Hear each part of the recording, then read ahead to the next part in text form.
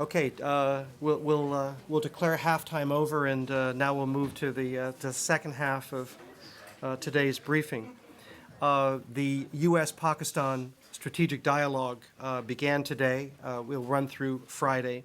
Of the 13 working groups that make up the strategic dialogue, this morning we've had meetings with the Agriculture, Communications, and Public Diplomacy and Water working groups. The Agriculture Group, discussed, post-flood agricultural recovery in the priority areas of Pakistan. The Communications and Public Diplomacy Group discussed ways to cooperate in communications policies and technologies. And the Water Working Group has gone over Pakistan's water security and to strengthen the overall policy and regulatory environment so Pakistan can get the greatest yield out of its available water resources.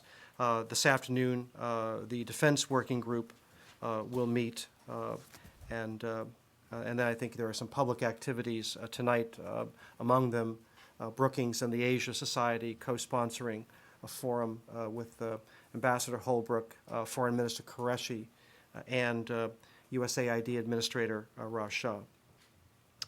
This evening, the Secretary will deliver remarks to the 5th Annual Gala of the American Task Force on Palestine.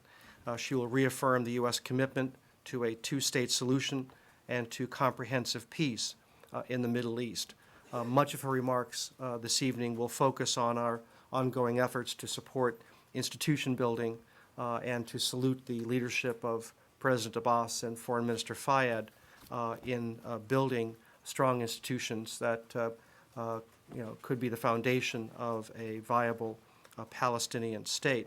Also this afternoon, the Secretary will have a conversation by phone with Quartet Representative Tony Blair. They do regularly consult on issues related to the peace efforts and discuss continue ongoing efforts that Tony Blair is leading to bolster Palestinian institutions. Just want to take note of the fact that in Stockholm today we have a delegation of 11 U.S. mayors arriving to participate in the European Green Capital Conference. They'll focus on urban sustainability. It's hosted by the City of Stockholm. The U.S. mayoral participation was organized by the U.S. Embassy in Sweden, but this is part of our efforts to improve sustainability and reduce greenhouse gas emissions in major cities, both in the United States, and the mayors will be sharing best practices among European and U.S. cities. The U.S. contingent includes the mayors of Portland, Oregon, Boulder, Colorado, Madison, Wisconsin, Cambridge, Massachusetts, Lawrence Township, New Jersey, Bayfield, Wisconsin, Tallahassee, Florida, Minneapolis, Minnesota, and Portsmouth, New Hampshire. If I've touched anybody's hometown, you can do a shout out to your mayor. Not Buffalo. No, unfortunately no. On the Pakistan dialogue, the Defense Working Group is meeting over at the Pentagon. Is that correct? I don't know. I don't have the schedule in front of me. Well, I'm just wondering, there have been some reports today, or at least one report that I'm aware of today, about concerns that the Pakistani intelligence service is trying to thwart or disrupt potential reconciliation talks between the Afghan government and militants there. Are there such concerns on the U.S. side? We have worked with Pakistan, and I think more importantly, the Afghan government has worked with Pakistan. We've made clear that a solution to the extremist challenge that affects Afghanistan and Pakistan, as well as the United States and other countries, it will involve effective action and solutions on both sides of the border. We have discussed this with Pakistan. We have assured Pakistan that it has an appropriate role to play in resolving the situation in Afghanistan, but likewise, the Afghan government has also made clear that solving its challenge within Afghanistan involves effective action on the Pakistan side of the border. This is an essential element of our our strategy. We need to have aggressive action both in Afghanistan and Pakistan if we're going to defeat this extremist threat. Okay, understood. But are there concerns that the ISI is actively trying to scuttle talks? I don't, the talks are moving forward. This is an Afghan-led process, but we will discuss within the strategic dialogue this week ways in which Pakistan can be a part of this broader effort. I know there have been Pakistani officials who have met with Afghan officials to discuss this very subject. So we do not want to see efforts by any entity to prevent political reconciliation. This is a fundamental part of our strategy, and Pakistan does have a legitimate role to play in supporting this process. But the broader process of reconciliation is an Afghan-led process, but we do see a role for Pakistan to be involved. What role? Well, not the least of which is because we believe that there are elements that involved in the insurgency that exist in the areas between Afghanistan and Pakistan, and we understand that there are historical interests here, there are relationships here. That's why we have talked to Pakistan about playing a constructive role in supporting an Afghan-led reconciliation process. Should Pakistan have a seat at the table in that effort? Describing what, the nature of that role, I think, is up to discussions between Pakistan and Afghanistan. We recognize that countries have an interest in the future of the region, and we want, we see this as as part of a regional strategy. Pakistan has an interest in a stable Afghanistan. Other countries do as well. And to the extent that Pakistan can play a role in supporting an Afghan-led process, that is something that we have discussed with Pakistan, but more importantly, that's something that Pakistan has discussed with Afghanistan itself. One other one on that. You said that you do not want to see any entity acting to, I don't remember the verb, but undermine, undercut, vitiate the efforts toward a reconciliation. Are you seeing such efforts? I wouldn't point to anything now. So nobody's trying to undermine this?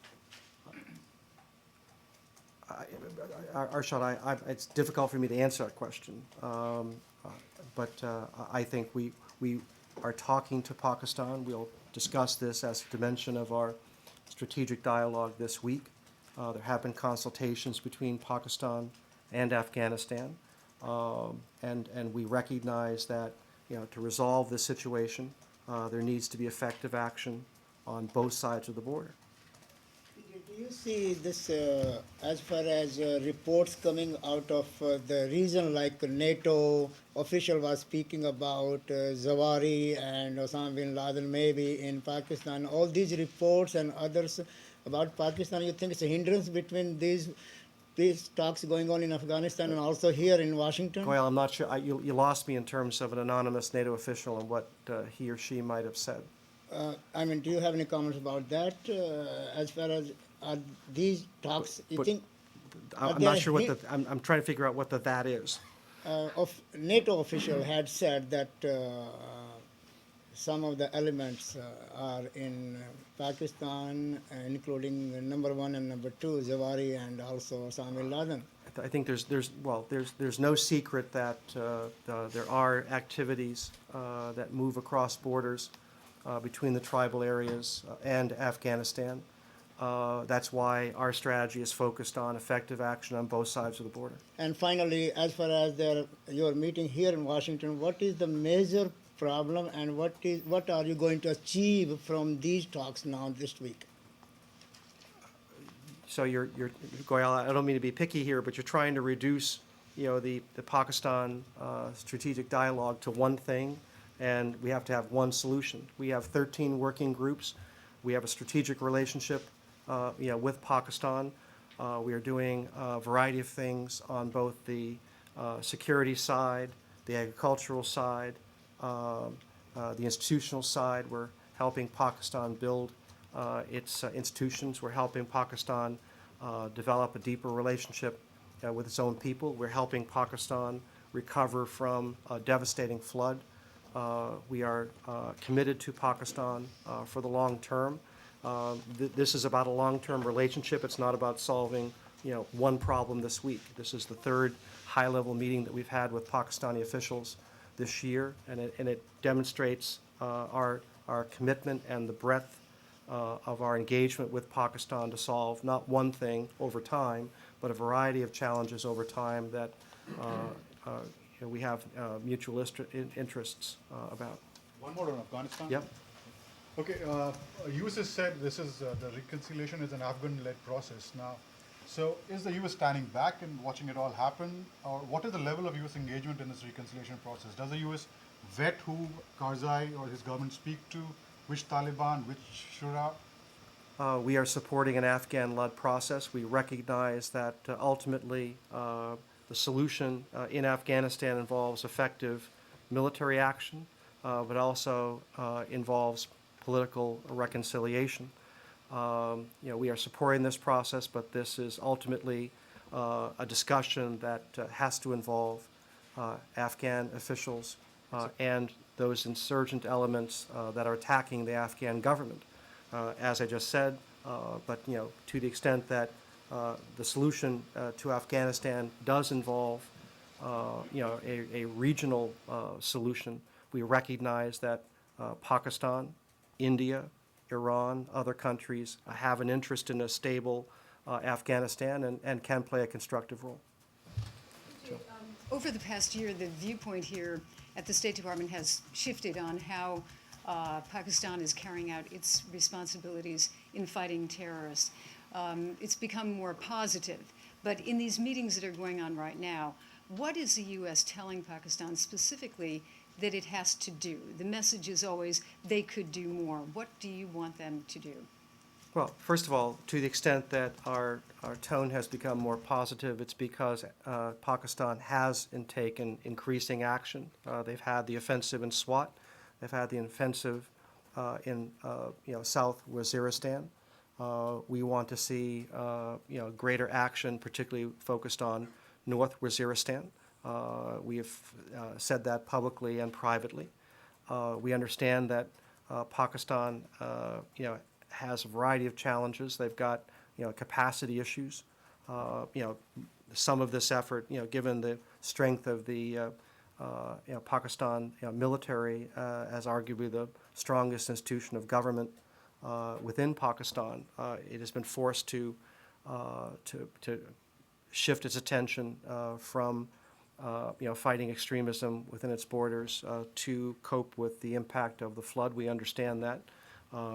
Among the issues that we'll be discussing with Pakistan this week are how we can continue to work with Pakistan and increase its capabilities, so that it can do multiple things at the same time. But clearly, while we've seen aggressive action by Pakistan in recent months, more does need to be done. There are still safe havens within its territory that need to be addressed.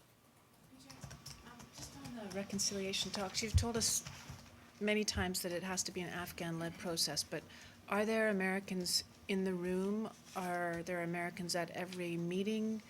Are they from state? Are they from the White House? No. No what? The discussions that are going on do not involve Americans. So you're blind to the whole I didn't process? say we're blind to the whole process. This is a discussion that has to take place with Afghan officials who are able to resolve and see if these groups will commit themselves to the red lines that the Afghan government, supported by the international community, including the United States, have laid out. But ultimately, this is about Afghanistan's future.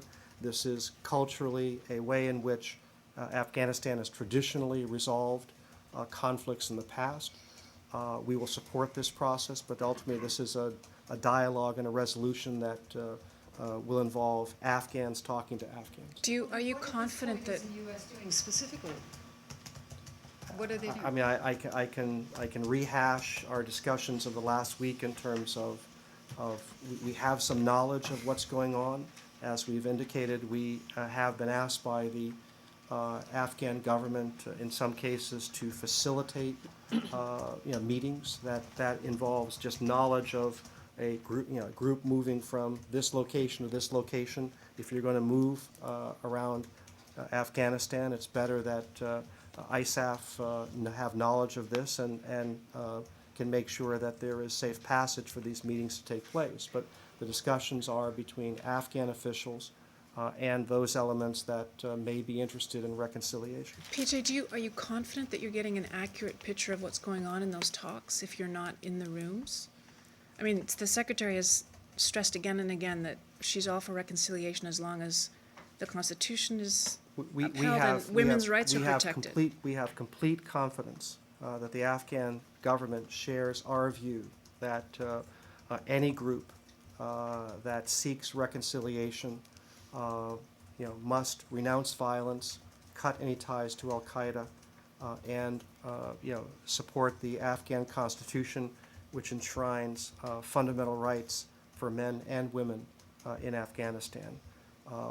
And we have confidence that this is a shared set of guidelines that is driving this process. But the discussions themselves, by definition, will involve Afghan officials talking to those groups that have indicated a willingness in playing a constructive role in Afghanistan's future. You think they will follow it? You think they will go through, they will follow it? Because it has happened even in the past several times, but failed.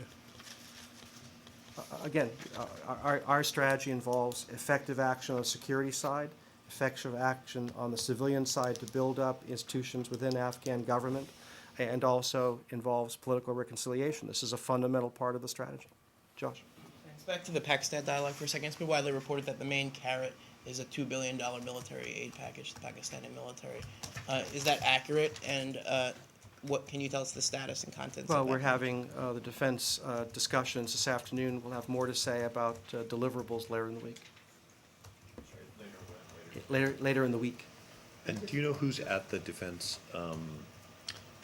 working group? Is it, Mullen and Kayani, or are we still at much lower levels? I believe that there have been or will be meetings between defense and military officials and Secretary Gates and Admiral Mullen this afternoon at the Pentagon. With General Kayani? General Kani is here. No, but I know he's here. I didn't ask you if he's here. I'm here. It's a totally irrelevant question. Answer. I understand that. I'm sitting here at the Defense Department. This is an interagency process. You're actually at the State Department. I'm confirming that there will be discussions this afternoon with Pakistani officials and U.S. defense officials. I will defer to my able colleagues at the Department of Defense to describe precisely what's going on. But there is the defense meeting this afternoon. You would necessarily involve, on our side, Secretary Gates, Admiral Mullen. I know General Kiani is here in town. Other participation, I'll defer to the Pentagon. PJ, just quick follow. Do you see arms race in the region between India and Pakistan? Because you have another package for India, billions of dollars, and you have package for Pakistan. Now you have package $60 billion for Saudi Arabia. Goyal, it's not about an arms race. It is about we have had discussions with Pakistan to build up their capabilities, but also how to direct those capabilities.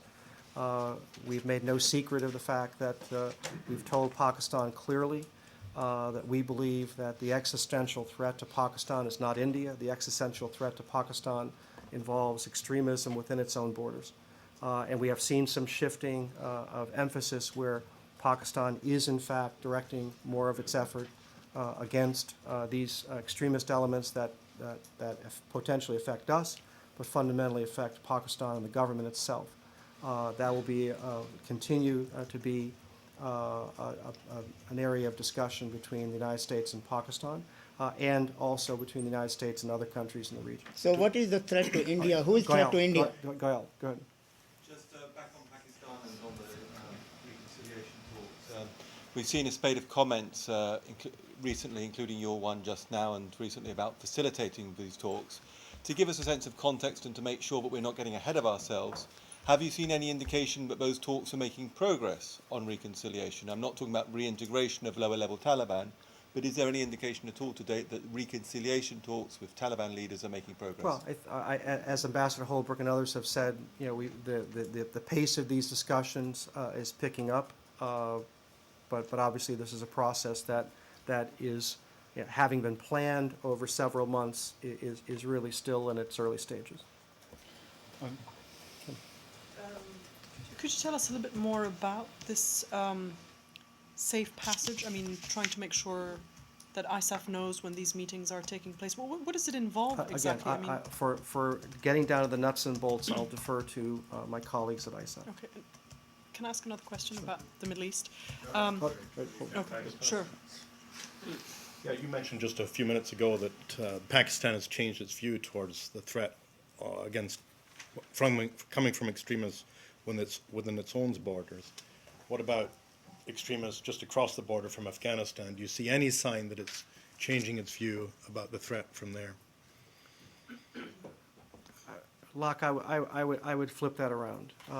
There's a lot of history in this region. Pakistan has an interest in the future of Afghanistan. It wants to make sure that there's a stable state on its border. We understand that. We want to make sure that Pakistan is playing a constructive role in the region and is establishing an appropriate and constructive relationship with Afghanistan going forward. Afghanistan is sovereign. It has a right to chart its own future, but it will also, we recognize, have relationships with its neighbors, which will include Pakistan, which will include India, which will include Iran, and will include other countries. So we are in dialogue with all of these countries to try to build, effective, sustainable relationships across the region. It's one of the reasons in past trips to the briefing here, Richard Holbrooke has talked about the importance of the transit trade agreement. To the extent that you're building a regional economy, trade relationships, political relationships, other kind of the normal relationships that countries have, among each other. That's how you eventually develop, long-term stability. That's what we're trying to do. But we recognize that in this broad equation, Pakistan and Afghanistan, will have a relationship going forward, and we're trying to encourage both of them to have that be a constructive. But then you artfully dodged the question, which is they're not ready to go after the Haqqani network, the Afghan Taliban, and the Hezbollah Islamic. We want, I can repeat, I don't think I have dodged this question.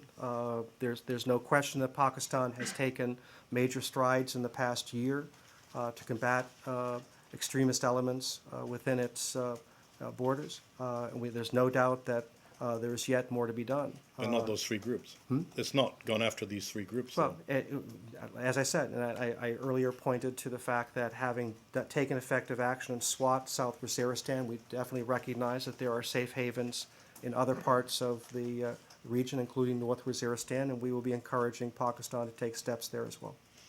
Twice now when talking about Pakistan's neighbors, you've mentioned India and Iran. I'm less concerned about India in this question, but I'm wondering, as you're talking about having the Pakistanis having a role in the reconciliation talks, do you see a similar role for Iran in those talks?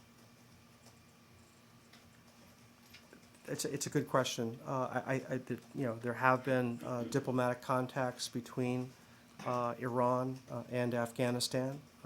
We recognize Afghanistan's need to have a dialogue with its neighbors. We have had concerns about Iran's meddling in Afghanistan, just as we've had concerns about other countries meddling in Afghanistan.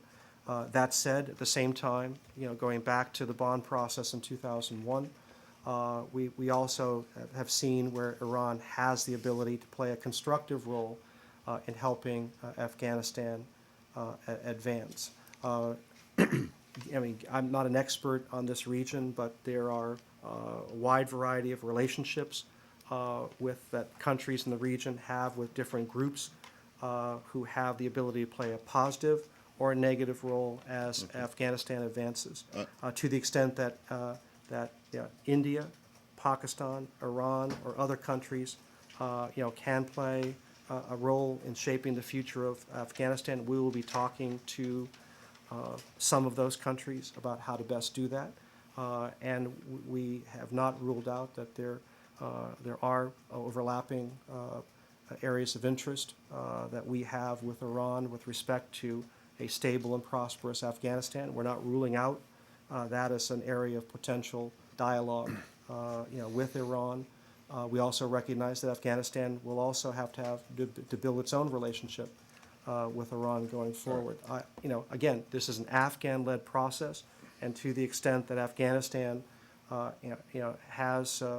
discusses with its neighbors how they can play a role in encouraging groups to reconcile. I won't rule anything else, but these are decisions to be made by Afghanistan. All right, I'm curious about your use of the word meddling. You said Iran had been meddling in Afghanistan. You said other countries are meddling in Afghanistan. Would you put Pakistan's? Would you characterize Pakistan's involvement in Afghanistan as quote unquote meddling? I don't think it's a startling revelation that Pakistan has had relationships. Oh, I'm not talking about Taliban-ruled Afghanistan. No, I'm talking about now. Okay, well, that that would be to the extent that the Taliban once ruled Afghanistan, there were a small number of countries that recognized that government. Pakistan was one of them. So Pakistan has played a role in shaping Afghanistan's past. We want to see Pakistan play a constructive role in helping to shape Afghanistan's future and the relationship that Afghanistan has with other countries in the region. There's clearly a level of concern that Pakistan has about what's happening in Afghanistan. Afghanistan has about what's happening in Pakistan. We have the ability, having strong relations with both countries, to help encourage them to have further dialogue and see where they can effectively cooperate. Likewise, we're having a similar conversation with a country like India. We believe that the potential for cooperation certainly outweighs what might be perceptions about competition in the region. We want to see a stable, peaceful region, and a significant part of that involves helping to shape a stable, peaceful Afghanistan. Change of subject. Middle East. One more, last one, and then we'll shift. Sorry, on the reconciliation thing, are you saying it's up to Afghanistan to choose countries it wants to involve in the reconciliation process, or the U.S. would have a say? For instance, can Afghanistan ask Iran to step in, India to step in, or neighbors like Uzbekistan, Tajikistan? Well, what we're saying is that Afghanistan is going to have relations with neighboring countries. That means Afghanistan is going to have a relationship with Iran. Afghanistan is going to have a relationship with Pakistan. Afghanistan is going to have a relationship with India. Afghanistan is going to have a relationship with other countries. This is the neighborhood that we're talking about. The real issue is what is the texture and tone of those relations. We believe that there's a significant opportunity, for cooperation, dialogue, trade, cultural exchanges. The kinds of things that countries have with, the kind of things that we have in this hemisphere with Mexico, Canada, and other countries in our neighborhood. We want to encourage countries to have effective dialogue with Afghanistan, cooperate where they can, play a constructive role where it's appropriate, but ultimately they have to build the kind of relationship with Afghanistan and their government and their people that is appropriate and sustainable. News reports have said that the administration has secured the pledges from senior Middle East leaders to continue their peace negotiations until after U.S. midterm elections largely to avoid handing the Obama administration an embarrassing diplomatic setback before the November 2nd elections. Can you confirm that? That story is nonsense. We are pursuing peace in the Middle East, comprehensive peace in the Middle East, because it's in our interest to do so.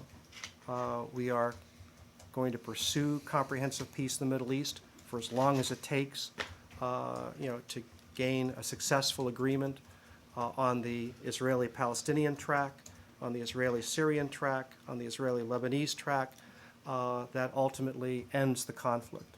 That is what we've pledged to do from day one of the Obama administration.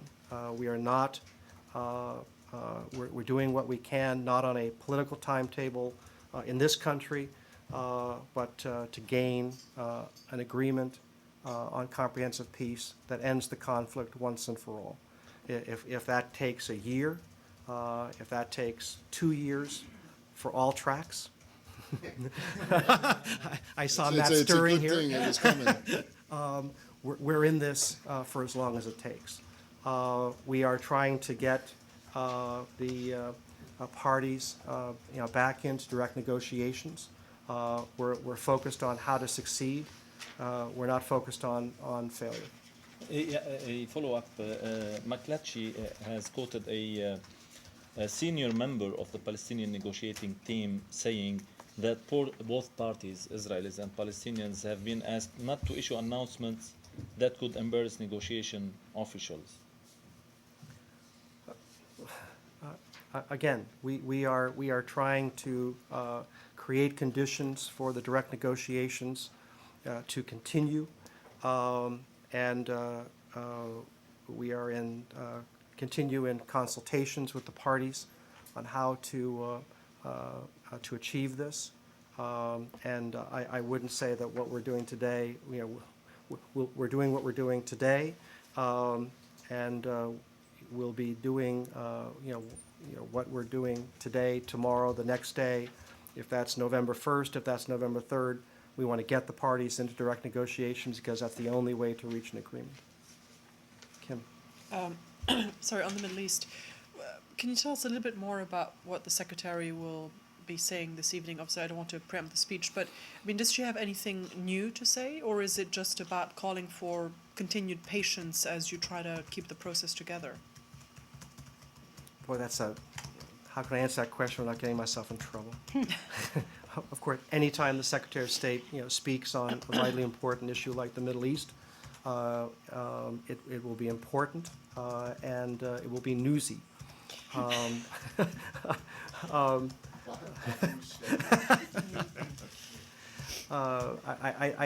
think she will be, affirming our commitment to this, and continue to encourage, not only support for the process, support for President Abbas and Prime Minister Fayyad, but also the important role that other countries in the region play in helping to advance this process. I'll leave it to you all to decide, what the headline is. PJ, on the Omar Khadr case, can you confirm that Secretary Clinton did speak with the Canadians about this yesterday, this plea deal, supposed plea deal? I'm not aware of any conversation that she has had with a high-level Canadian official in the last 24 hours. Is she planning on doing it? What is her personal Well, involvement? the Secretary talks to, world leaders all the time. And if and when she has contact with, Foreign Minister Cannon or Prime Minister Harper, we'll let you know. What is the role of the United States right now in working out this plea deal? In terms of the legal process, I will defer to the Department of Justice or the Department of Defense. There is a legal proceeding that is underway in this particular case, and I'll just decline to comment on any on where that stands at this point. I'll just decline to comment. Does State have any comment on the rare minerals slowdown We're actually still looking into this. Okay. I've seen nothing that substantiates that story at this point. North Korea and the six-party talks. Today in Seoul, South Korean Foreign Ministry official suggested conditions to resume the six-party talks. Two Suggested what? conditions to resume the six-party talks. First one is North Korea should pledge to implement disablement steps equivalent to 750,000 metric tons of heavy fuel oil, which is offered by other countries already. And secondly, North Korea should allow the return of IAEA inspectors. So we know the U.S. and South Korea has been very close consultation on this matter. So does the U.S.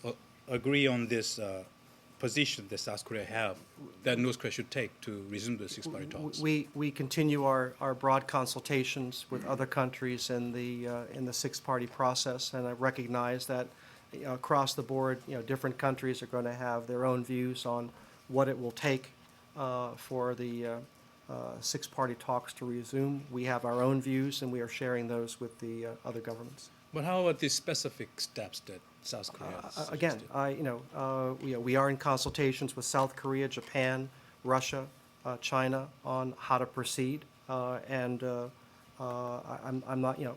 We recognize that each country will have its own views of what is needed, and we have ours, and that's why we're consulting closely.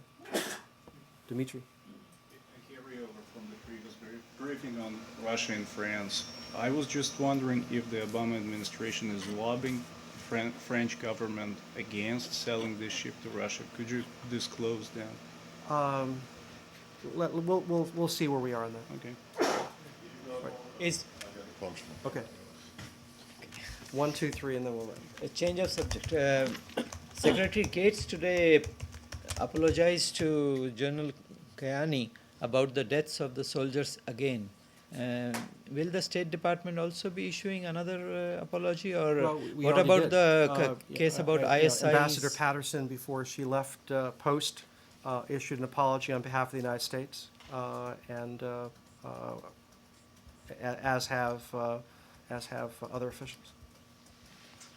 Do you have any comment on the letter sent by 30 congressmen to Secretary Clinton requesting a suspension of U.S. aid to the Honduran government, arguing that Honduran authorities carry out human rights violations and their murders of activists and journalists with impunity?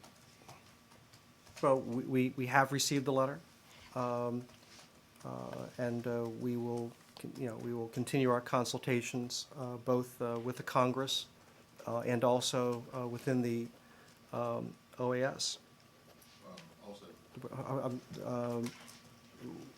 Human rights is a fundamental element of our dialogue with the Honduran government.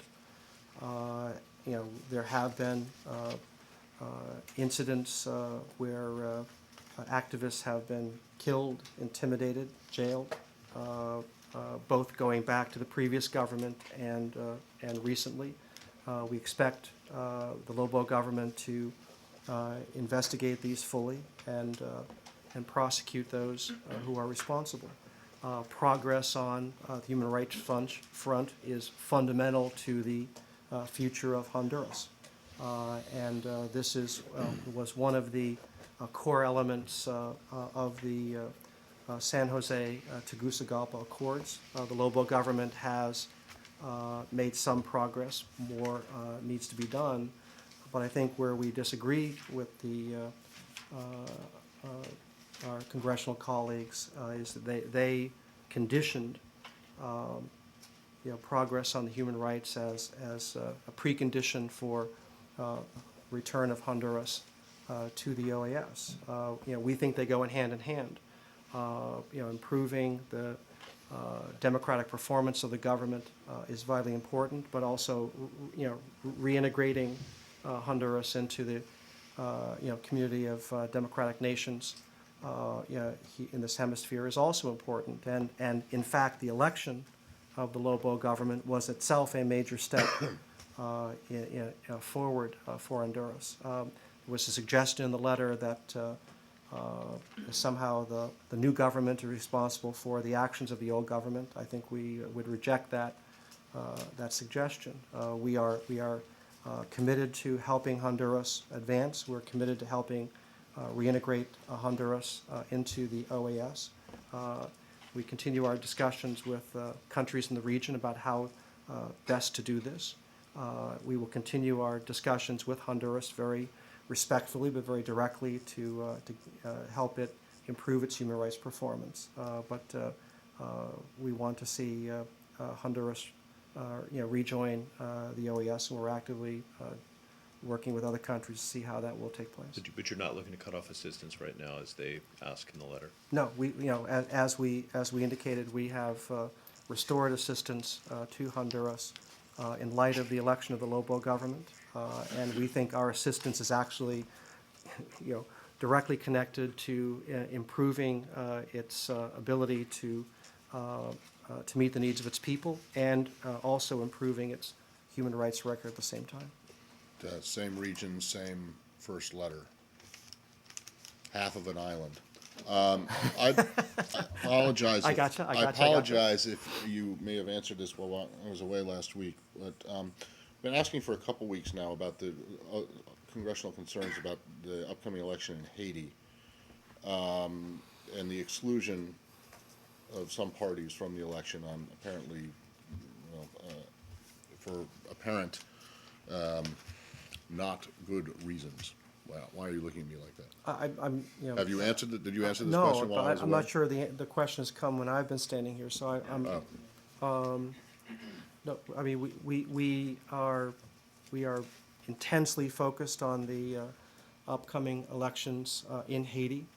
We have provided significant support, because the challenge here, cannot be overstated.